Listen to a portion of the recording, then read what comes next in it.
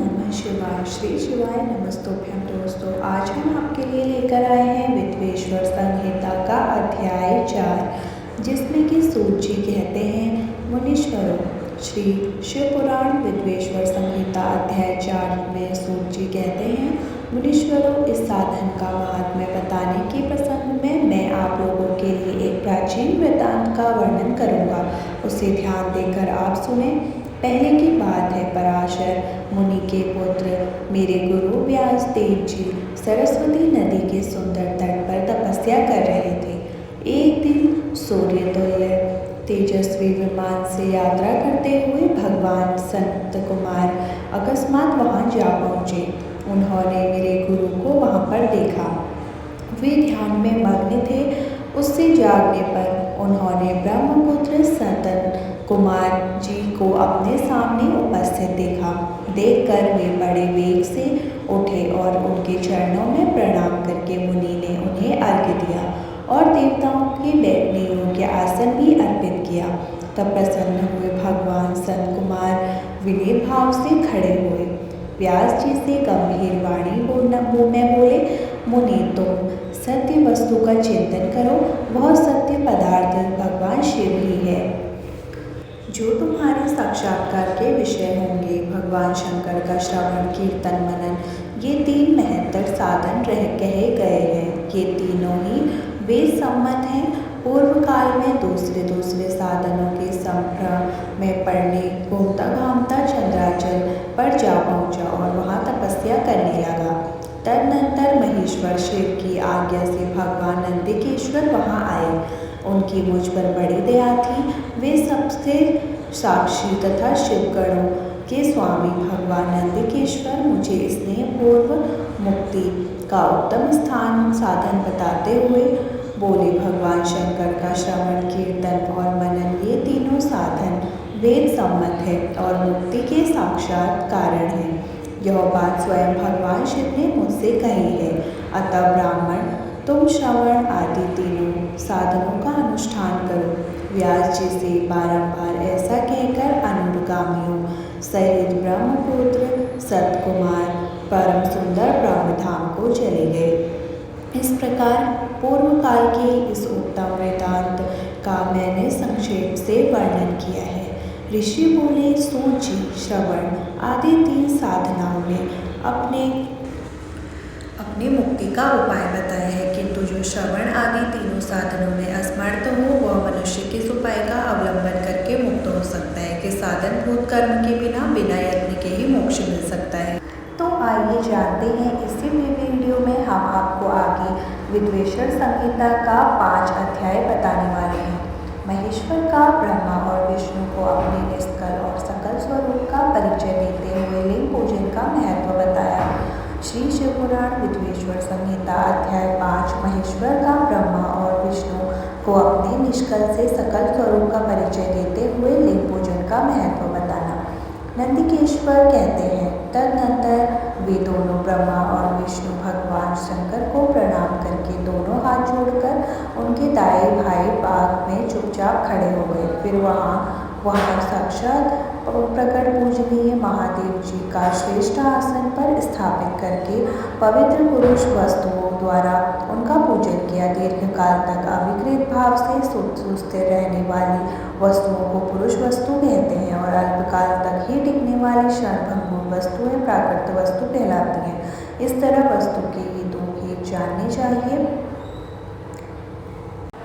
किन पुरुषों वस्तुओं से उन्होंने भगवान शिव का पूजन किया, यह बताया जाता है। हार, नुपुर, केयूर, किरण, मणिमय, कुंडल, यज्ञोपवीत, उत्तरीय वस्त्र, पुष्पमाला, रेशमी वस्त्र, मुद्रिका, पुष्प, तांबुल, कपूर, चंदन एवं अगुर का अनुलेप, धूप, दीप, स्वी छत्र, व्यंजन, ध्वजा, चमर तथा अन्य दिव्य उपहारों द्वारा जिनका वैभव वाणी और मन की पहुंच से परे था, जो केवल पशुपति परमात्मा के ही योग्य थे और जिन्हें पशुपति जीव कदापि नहीं पा सकते थे, उन दोनों ने अपने स्वामी महेश्वर का पूजन किया। सबसे पहले वहां ब्रह्मा और विष्णु ने भगवान शंकर की पूजा की। इससे प्रसन्न हो भक्तिपूर्वक भगवान शिव ने या वहां नम्र भाव से खड़े होकर उन दोनों देवताओं से मुस्कुराकर कहा। महेश्वर बोले, पुत्रों, आज का दिन एक महान दिन है तुम्हारी। इसमें तुम्हारे द्वारा जो आज मेरी पूजा हुई है, इससे मैं तुम लोगों पर बहुत प्रसन्न हूँ। इसी कारण यह दिन परम पवित्र और महान से महान होगा। आज की तिथि महाशिवरात्रि के नाम से विख्यात है होकर मेरे लिए परम प्रिय होगी। इसके समय जो मेरे लिंग निष्कल आकृति से रहे निराकार स्वरूप वेद की पूजा करेगा, वह पुरुष जगत की सृष्टि और पालन आदि कार्य भी कर सकता है। जो महाशिवरात्रि को दिन रात निराहार एवं जितेंद्रिय रहकर अपनी शक्ति के अनुसार निश्चल भाव से मेरी यथोचित पूजा करेगा, उसको मिलने वाले फल का वर्णन सुनो। 1 वर्ष तक निरंतर मेरी पूजा करने पर जो फल मिलता है, वो सारा केवल महाशिवरात्रि को मेरा पूजन करने के से मनुष्य तत्काल प्राप्त कर लेता है। जैसे पूर्ण चंद्रमा का उदय समुद्र के वृद्धि का अवसर है, उसी प्रकार यह महाशिवरात्रि तिथि मेरे धर्म की वृद्धि का समय है। इस तिथि में मेरी स्थापना आदि का मंगलमय उत्सव होना चाहिए। पहले मैं जब ज्योतिर्मय स्तंभ रूप से प्रकट हुआ था, वह मार्गशीर्ष मास में आंद्रा नक्षत्र से युक्त पूर्णमासी या प्रतिपदा है। जो पुरुष मार्गशीर्ष मास में आंद्रा नक्षत्र पर पार्वती सहित मेरा दर्शन करता है अथवा मेरी मूर्ति या लिंग की ही झांकी करता है, वह मेरे लिए कार्तिकेय से भी अधिक प्रिय है। उस शुभ दिन को मेरे दर्शन मात्र को से पूरा फल प्राप्त होता है। यदि दर्शन के साथ साथ मेरा पूजन भी किया जाए तो इतना अधिक फल प्राप्त होगा कि उसका वाणी द्वारा वर्णन नहीं हो सकता। वहाँ पर मैं लिंग रूप में प्रकट होकर बहुत बड़ा हो गया था, तो उस लिंग के कारण यह भूतल लिंग स्थान के नाम से प्रसिद्ध हुआ। जगत के लोग इसका दर्शन और पूजन कर सके, इसके लिए यह अनादि और अनंत ज्योति स्तंभ तथा ज्योतिर्मय लिंग अत्यंत छोटा हो जाएगा। यह लिंग सब प्रकार के भोग सुलभ कराने वाला तथा भोग और मोक्ष का एकमात्र साधन है। इसका दर्शन, स्पर्श और ध्यान किया जाए तो प्राणियों को जन्म और मृत्यु के कष्ट से छुड़ाने वाला है। अग्नि के पहाड़ जैसा जो यह शिवलिंग यहाँ प्रकट हुआ है, इसके कारण यह स्थान अरुणाचल नाम से प्रसिद्ध होगा। यहाँ अनेक प्रकार के बड़े बड़े तीर्थ प्रकट होंगे। इस स्थान में निवास करने या मरने से जीवों का मोक्ष तक हो जाएगा। मेरे 2 रूप हैं, सकल और निष्कल। दूसरे किसी एक ऐसे रूप नहीं है। पहले मैं स्तंभ रूप से प्रकट हुआ, फिर अपने साक्षात रूप से ब्रह्म भाव मेरा निष्कल रूप है और मेरे महेश्वर भाव संकल रूप है। ये दोनों मेरे ही सिद्ध रूप है। मैं ही परम ब्रह्म परमात्मा हूँ। काला युक्त और अकल मेरे ही स्वरूप है। ब्रह्म रूप होने के कारण मैं ईश्वर भी हूँ। जीवों पर अनुग्रह आदि करना मेरा कार्य है। ब्रह्मा और केशव, मैं सबसे बहुत और जागृत की वृद्धि करने वाला होने के कारण ब्रह्मा कहलाता हूँ। सर्वत्र समरूप से स्थित और व्यापक होने से मैं ही सबका आत्मा हूँ। सर्व से लेकर अनुग्रह तक आत्मा या ईश्वर से भिन्न जो जगत संबंधी 5 कृत्य हैं, वे सदा मेरे ही हैं। मेरे अतिरिक्त दूसरे किसी के नहीं हैं, क्योंकि मैं ही सबका ईश्वर हूँ। पहले मेरी ब्रह्म रूपता का बोध कराने के लिए निष्कल लिंग प्रकट हुआ था, फिर अज्ञात ईश्वरत्व का साक्षात्कार कराने में निमित्त में साक्षात जगदीश्वर ही सकल रूप में तत्काल प्रकट हो गया।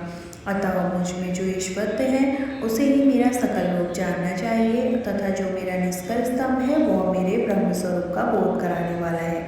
यह मेरा ही लिंग चिन्ह है। तुम दोनों प्रतिदिन वहाँ रहकर इसका पूजन करो। यह मेरा ही स्वरूप है और मेरी सामीप्य की प्राप्ति कराने वाला है। लिंग और लिंगी में नित्य अभेद होने के कारण मेरे इस लिंग का महान पुरुषों को भी पूजन करना चाहिए। मेरे एक लिंग की स्थापना करने का यह फल बताया गया है कि उपासक को मेरी समानता की प्राप्ति हो जाती है।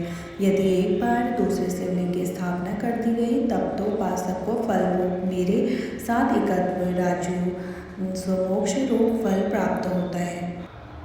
प्रधानतया शिवलिंग की ही स्थापना करनी चाहिए। मूर्ति की स्थापना उसकी अपेक्षा गौण कर्म है। शिवलिंग के अभाव में सब ओर से सवेर मूर्ति युक्त होने पर भी वह स्थान क्षेत्र नहीं कहलाता। ओम नमः शिवाय। तो दोस्तों, ये है हमारी चौथी और 5वें अध्याय की विद्वेश्वर संहिता का शिव पुराण। तो अभी हम आगे वीडियो में आपको 6वां भाग इसका लेकर आएंगे। हमारे चैनल को सब्सक्राइब करें और कमेंट बॉक्स में हर हर महादेव ज़रूर लिखें, जिससे आपकी सारी मनोकामनाएं पूर्ण होंगी।